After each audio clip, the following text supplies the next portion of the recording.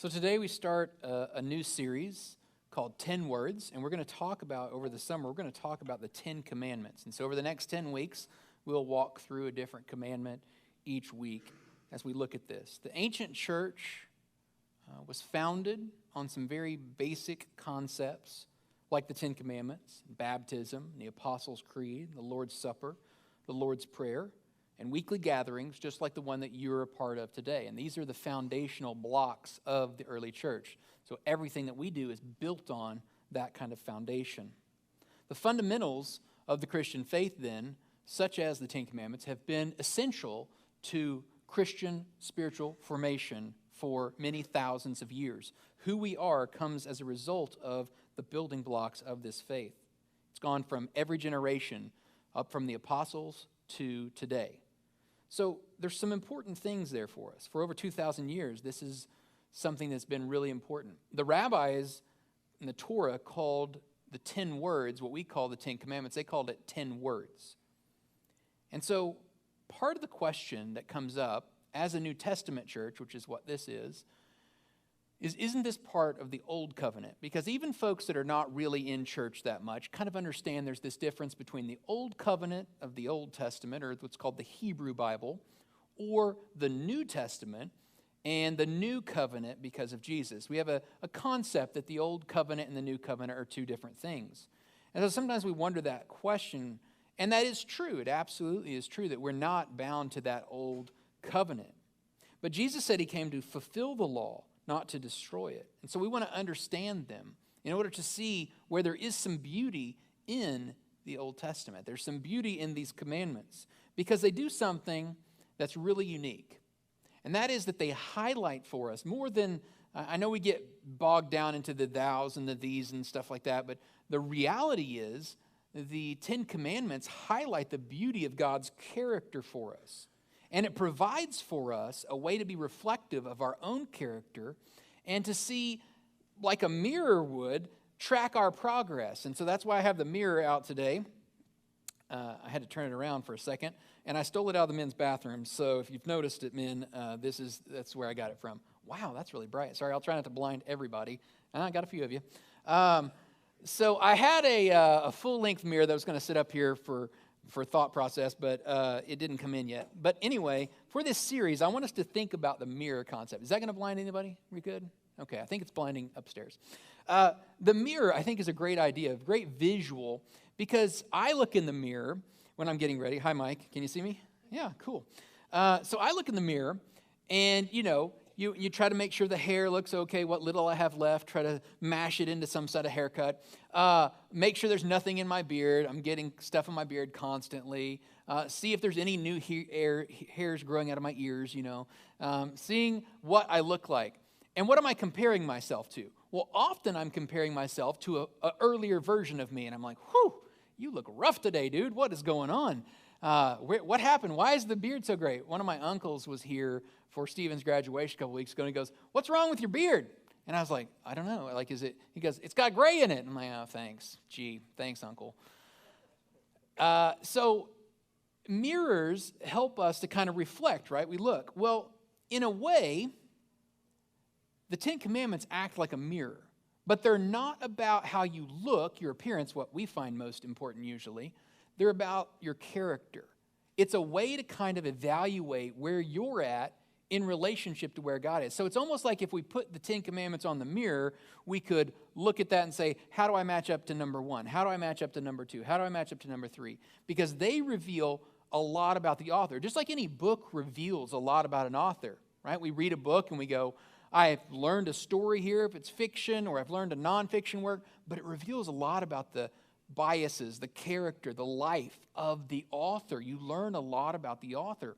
And the 10 Commandments being authored by God, we learn a lot about him through that. And so that's the first important point I want to make with the 10 Commandments, is that this is a tool we can use. Even if we're not bound to this covenant, it is a great tool for us to use to understand more about how to be like the Father, because that is what we're trying to do, become more and more like God, see the world the way he does, treat people the way that he does. And so we want to evaluate these. These are the 10 Commandments in their abbreviated form. You will notice if you've studied the Ten Commandments in a different denomination, sometimes they put the order a little bit differently. Lutherans and Catholics have it a little bit different, I believe, than Protestants and the Reformers did, but in the Orthodox Church.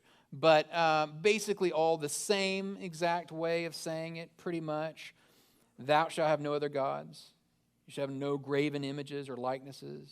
Thou shalt not take the Lord's name in vain. Remember the Sabbath day. Honor thy father and thy mother. Thou shalt not kill, thou shalt not commit adultery, thou shalt not steal, thou shalt not bear false witness, and thou shalt not covet. And there's two kind of divisions here you'll see. Most people talk about the first four being relating to God, your relationship with God, and the last six more relating to your relationship with fellow humans. But I would offer you, and now this is where I go into what I believe a little bit, so I'm going off into my opinion here a little bit. But I believe that unhitched from Jesus, the Ten Commandments are not very helpful, and they're not very religious at all. And it's because you can interpret these words in a variety of different ways, and I'll prove that to you by a few examples that I've thought of over the years. Think first of maybe number one and number two, kind of a mix there. No idols, no graven images, no likenesses of God. Well, the Puritans believed this in the early Americas, and so they came in and they just cleansed the church of everything. You couldn't have any pictures of any kind. It just had the most bare and blank church possible, and that was the way they honored that commandment. But if you've ever been to a Greek Orthodox church, you know they have things called icons that they actually venerate and are in front of them. And if you've have Catholic friends or you've been to a Catholic church, you know that they have images and statues and paintings. And so would we say one or the other is violating the Ten Commandments? Well, probably the people that thought that at the time when they did those actions would. But really, that kind of leaves that open, doesn't it? For a minute there, we have to go, oh, wait a minute, I'm not so sure about that one. Let's go a little bit further. How about number 6? I would offer you that number 6 is quite meaningless without interpretation. Thou shalt not kill. What about self-defense? What about war? All of a sudden, something that we'd say, well, it's just a plain reading. Plain reading, why are you diving into it? Well, no, it requires interpretation. It requires definition of the terms, doesn't it? Let's go one step further. Let's get real uncomfortable. Let's go to the next one, number 7. Thou shalt not commit adultery. I feel like I have a pretty good sense of what that word means.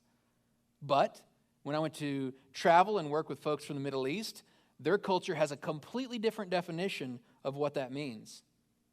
In fact, I found out that the culture there, you can have extra wives. You can have a concubine. You can even have an affair with a foreign woman, and that is not considered adultery. It's only adultery if it happens in the context of a neighbor, basically, someone in your own country. And if you do that, it's death penalty, instantly. That's a lot different than our concept of adultery. So all of a sudden, we have to define these things. Marxism never really got rid of the Ten Commandments. They just redefined everything, redefined every part of it. Honor your mother and your father, but the party is your mother and father. Wait a minute, what? Honor God, don't have any other gods, but the state is your God. No religious idols, but you definitely need to venerate the government, and you definitely need to venerate, they had images of their leaders all over the place. And so it makes zero sense if, to me, like just to post this places. I know when people got so upset about, am I blinding you folks with their, I see that now. Sorry, you should have said something. I just saw some really bright faces on this side, and I was like, I'm blinding y'all. And so when we got all upset and everything, putting it up all over the place. I remember one time I was at the Capitol and I had a state representative say, I bet you're here, because you're a pastor, I bet you're here to get the Ten Commandments up all over the place. And I said, I bet you're wrong. I said, I would love us to live by the great commandments of Jesus more than worry about those Ten Commandments. Or can we talk about the Beatitudes of Jesus, like things that are defined?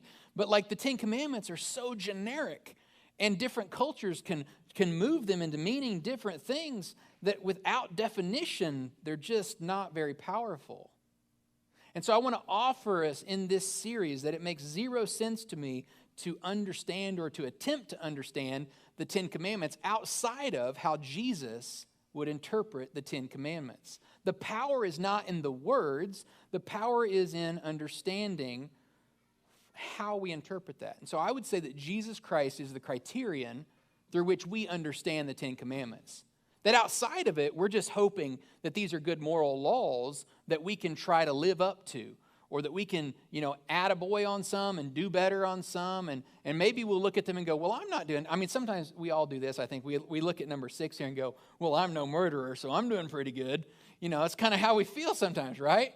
And that's a ridiculous way to look at the Ten Commandments. But instead, if we would listen to what Christ's teachings are, and that's what this series will seek to do, because we can't understand the Ten Commandments outside of Jesus. We have to understand through his lens. And that's why I put one pair of sunglasses up here for me, so that I could say, every time we interpret something, read something, we're looking at it through a lens. And so the lens by which we should interpret the Ten Commandments is through Jesus' eyes. Look at it through the way Jesus would have filtered it, and understand it how Jesus would have taught on that. And that's what I'll seek to do in this series, is to give us a good definition of what these mean and where these come from.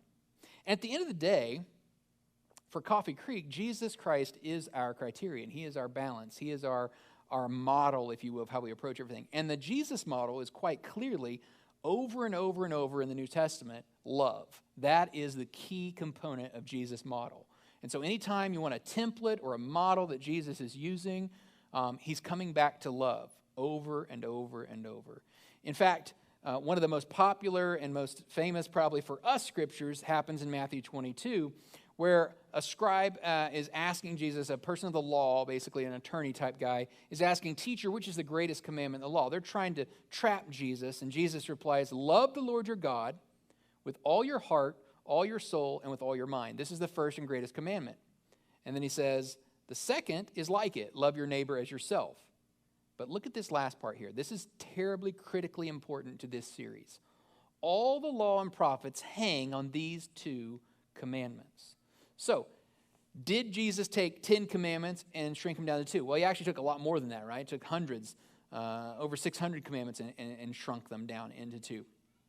But it doesn't mean understanding the source material is not of value, because Jesus speaks on most of these in different parts of the New Testament. He speaks on these truths. And here's the little bit of the difficult thing, is that Jesus often goes further than the 10 Commandments, and he makes them more difficult to follow. And there's a reason for that. There's a reason, because Israel never followed these correctly. And so even though they're given the law, they broke them immediately. And it's to show the futility of trying to follow 10 commandments or 600 commandments or whatever and try to make God happy is what we look at these ideas sometimes. And instead, the idea is that we're going to have standards. Standards are important. Rules are important. But we're also going to fall short of those, because we fall short of the glory of God on a regular basis. And the point of Jesus is that he won over all of these things. He won victory over evil. He won victory over death. He won that for us, and that we understand these laws through him for that reason. We should probably listen to someone when they die and then they come back to life. That lends a lot of credibility to what they're saying, doesn't it? That's the reality of it. The witnessed the resurrection of Christ. As I said at Easter, this is the whole point we're here. If the resurrection didn't happen, we don't got a leg to stand on. The resurrection is what is the difference maker. It is the sole key critical linchpin in the whole thing. So, this Jesus teaches that love is the supreme value. And so, if you will, that'll also be kind of this criterion. We're looking at Jesus, how he interprets the 10 Commandments. Because you've got to interpret the 10 Commandments. You can interpret it how Marxism did. You can interpret it how you want to interpret it. You can interpret it how, people in the 70s did in America. You can interpret it how people did in the 1800s. There's a lot of different ways to look at this, because those words have to be defined. So, we're going to look to Jesus each time, because he is our core criteria for defining that. And his model tends to be, over and over, the lens or the framework, whatever kind of word helps you most to understand the 10 Commandments, is this idea of love. It's his agenda. And then Paul would teach later the same kind of concept. He would say, owe nothing to anyone except for your obligation to love one another. So once again, love, love, love, love, a lot of love. And if you will love your neighbor, you will fulfill the requirements of God's law. So sometimes people's question to me about the Ten Commandments is, how do I satisfy God? How do I make God happy? And some people have tried to live the Ten Commandments, and it's a moral code. It is a moral system. Much of Western culture has used parts of it for how they wanted to use it.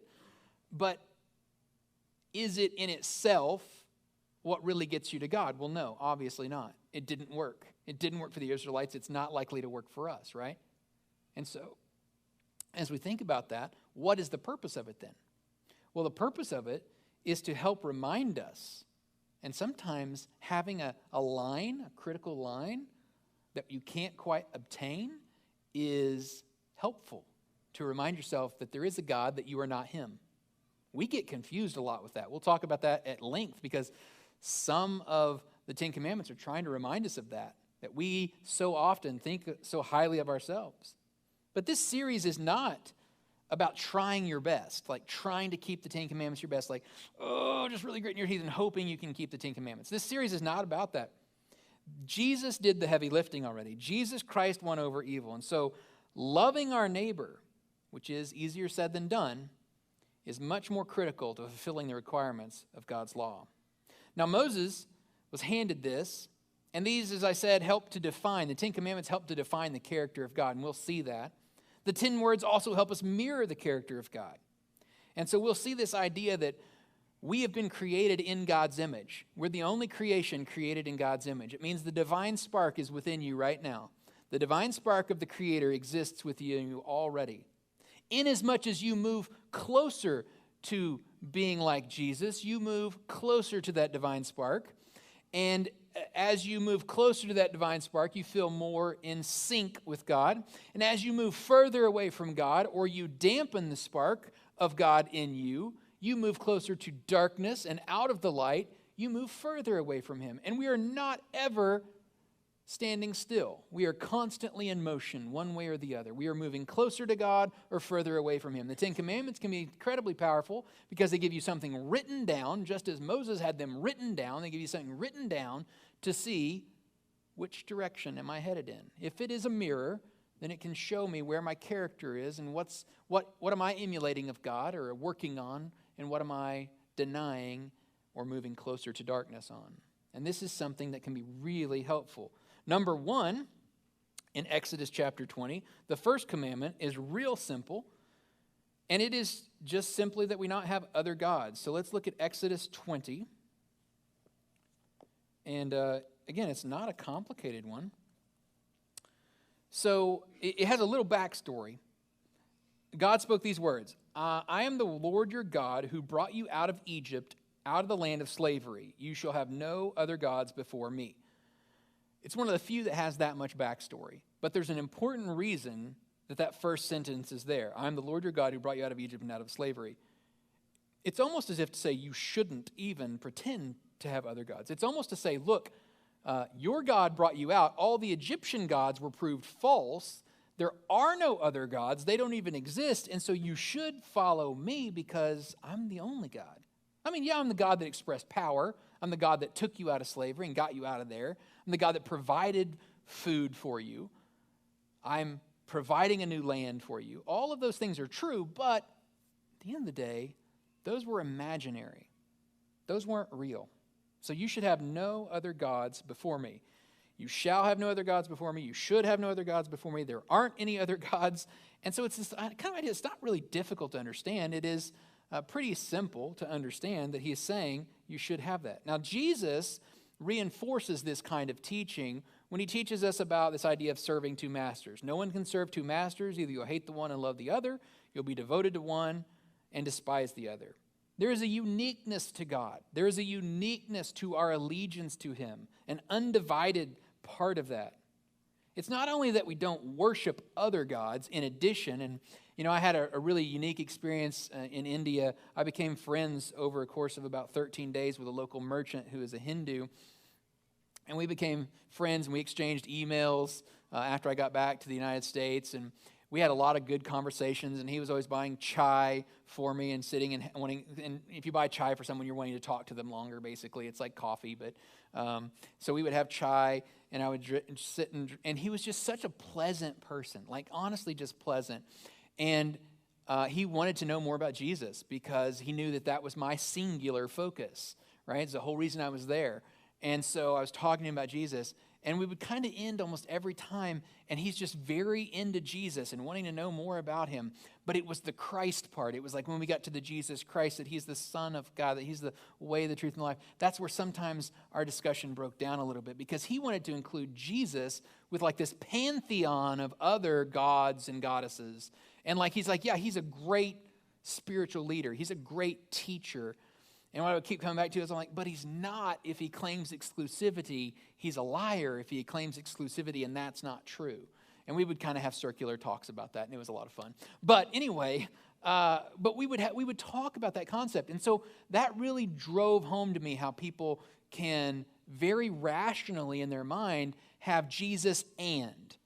And I want to encourage everyone that listens to this to stop the and, to cut the and off. Sometimes it's Jesus and my job, or it's Jesus and my health, or it's Jesus and this relationship, or it's Jesus and this hobby, or Jesus and this car, or Jesus and this wealth. Jesus and is useless because you can't have two masters. It's just Jesus, and it's Jesus the Christ. And so as we roll back to this idea, we see that we start to create an idol, a false Christ, when we add something to Jesus. We have to have more than the Messiah. We have to have something else. And so that's where the mirror, once again, comes in to help us to say, oh, I've got this extra thing I've added to Jesus. It's why the Apostles' Creed begins this way, first line, I believe in God the Father Almighty, creator of heaven and earth. One God, not multiples. Not, I believe in God the Father and also a pantheon, or also something else that I have added to make important. But it is, I believe in God the Father Almighty. Once again, the creed works for us like a mirror too. It helps us to see where the historic church has been for over 2,000 years, building a foundation and a testimony and a story of who God is and what his activity is like in this world and why Jesus came for us. And it helps us to identify the beauty of God's character and to reflect on that. Jesus summed it up really simply in Luke 9:23. He said, anyone who wants to follow me must put aside his own desires and conveniences. Put aside his own desires and conveniences and carry his cross with him every day and keep close to me. And this, once again, drives home the point that our salvation, our hope, our purpose, our beginning and our end is in Jesus Christ. And if you want to follow him, it begins here. It begins in this moment that Christ taught us to love God and to love others. And that whether we're talking about the 10 Commandments or any other commandment or any rule out there, everything comes through the lens of love. That is the key to understanding this for us as New Testament Christians. Christ taught us to love God and to love others, to err on the side of love, not the side of judgment, not the side of condemnation, not the darkness, but instead to the light. And this is the good hope that we have. Because we are going to make mistakes.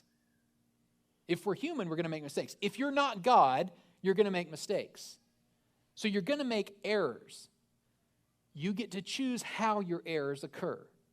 I am much more comfortable erring on the side of love than I am erring on the side of evil, darkness, judgment, hate, all that. I much more rather, did I love too much? Did I make a mistake here? Yep. Could have done better. Absolutely. But I'll err on the side of love. That seems to me, in my study of the Scriptures, to be the thrust of the entire New Testament. Telling this story of God's activity in the world through his only Son, Jesus Christ, in converting and turning hearts towards loving one another. So, what do? We have to put aside our own desires. That's loving someone else more than ourselves. Put aside our conveniences. We might have to be inconvenienced. But ultimately, following Jesus means taking up the cross and keeping close to him. And the way that I know to identify closest with someone is to imitate them. We talk about being the hands and the feet of Jesus.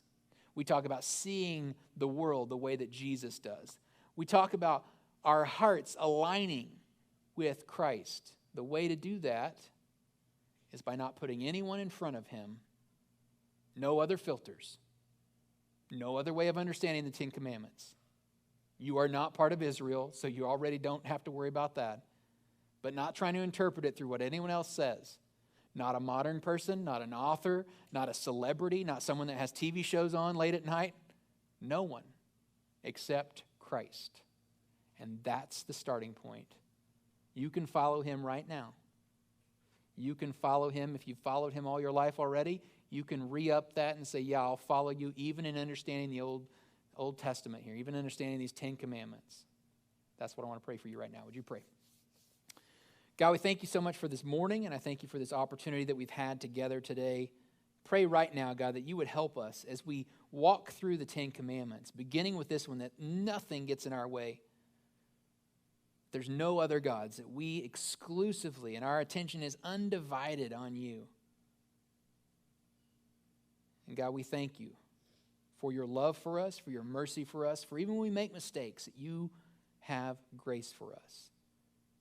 May we have grace with others, and may we reflect your love, your peace, and your mercy. In Jesus' name I pray. Amen. If you started following Jesus today for the first time, like that's your very first time to follow him, I have created some resources for you I'd love to get to you. If you text the word Jesus to 833-201-7919, I'm going to leave this up for about 20 seconds, so grab your phone now as I talk. But this will basically send you texts over the next month or so, and we'll walk through the book of John together. It's the most accurate, I think, way to start your time together with Jesus. It gives you a really good look at who Jesus is. And so I'll text you about every other day a different scripture or a thought, and then I'll be available to you if you have any questions about what it means to follow Jesus. And so if you are following Jesus for the first time, you can do this, or you can always scan this code, and that's one of the options there every Sunday, but it's at the top, I believe, today, so you can find that code there and get more information about that. And then last but not least, I want to share this with you. I'll send this out by text this afternoon about 1 o'clock and then by email as well. But I've created, for the next 10 weeks, I've created about 3 times a week a text message or email to come out with additional resources on the 10 Commandments. So, for instance, it starts tomorrow, and you'll start getting resources about what I taught on today. So it's a way to go deeper, calling it a digital Bible study, and it's a way to go a little bit deeper. There's 2 aspects to it. There's a text message you'll get 3 times a week or 2 times a week, depending on that week. Sometimes there's videos, sometimes there's links to blogs, sometimes there's things for you to read or an activity if you'd like to do, but usually it's just a little scripture or a thought or a question to have you thinking, kind of chew on each commandment just a little bit. The second part of that is you'll be invited to a flip classroom. And if you don't know what that is, it's an online thing that exists on your phone or exists on your computer. And it's all of us together. It's kind of like a Facebook group, but it's private, it's closed. And you can leave a little video. So it kind of works like any of the video apps like Instagram or Snapchat or something like that. Like you shoot a video with your phone real quick just by pushing the video button. And you can upload your thoughts. And so it's a discussion platform. So we'll have folks discussing there. I ask questions each week on that platform. And these 2 things are tied together. Like the questions will be the same between the text message that you get and that platform. So if you want to go even a step further, you can discuss with us any week you want to. If you had something to add, a thought to add, that will be there as well. So we'll be doing that this summer. Worked really hard to put this together, so I want you to get this if you have any desire to go a little bit further with the 10 Commandments. I've got book reading suggestions for you if you want to go further on a certain topic, like maybe this commandment isn't that in-depth to you, but you want, the 3rd or the 4th or the 5th or the 6th or whatever. I'll have different books, links for more reading.